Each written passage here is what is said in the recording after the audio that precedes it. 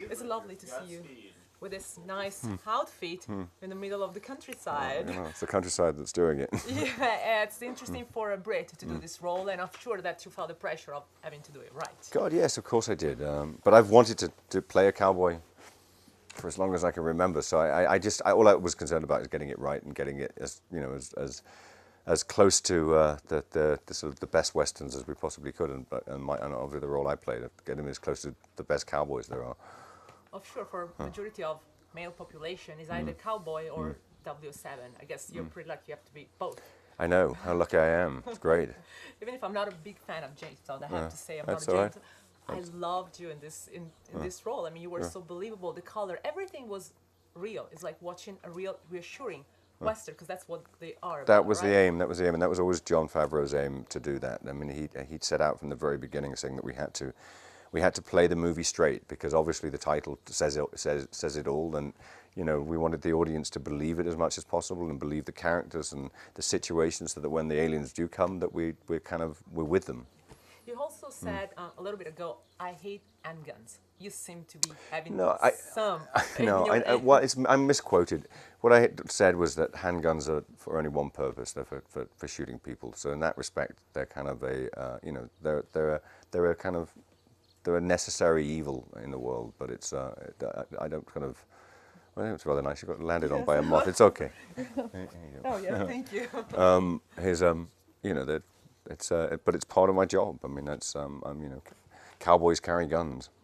Do you think that we always have to try to find something to the bad guys? I mean, it can be the Redskins, the aliens, the criminals, the terrorists. Do you think in this society we always need to have the good guy that can step in and save us all from?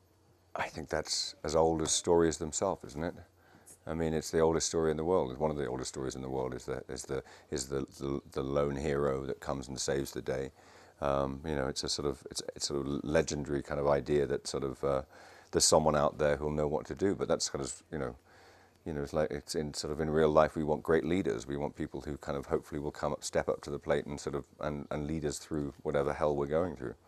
So please define romanticism for me. Oh Jesus, I can't do that. Very difficult questions you're asking me here.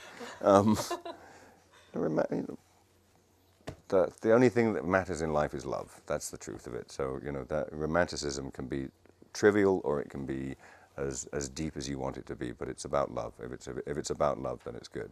You have 3 great films this year. I mean, you have The Girl with the Dragon Tattoo. You have this film. You have W7. Very busy man. Yeah, I'm grabbing the chance when I can. You never know what's going to happen. Yeah, you're the fan of Carpe Diem. I remember that. You say you have to live by the day because you never know what happens next. You have to do what's in front of you. I mean, and I've been very lucky to be given these opportunities to work with these amazing people, and I'm going to take it. I mean, it's a real joy for me to go to work. The advice from Daniel to a young Daniel. Don't. Don't. Period. Just don't. Just don't. Just stand back, sit still, and something is going to happen. I don't know what you say. I don't know what you say to your young self. I wouldn't change anything.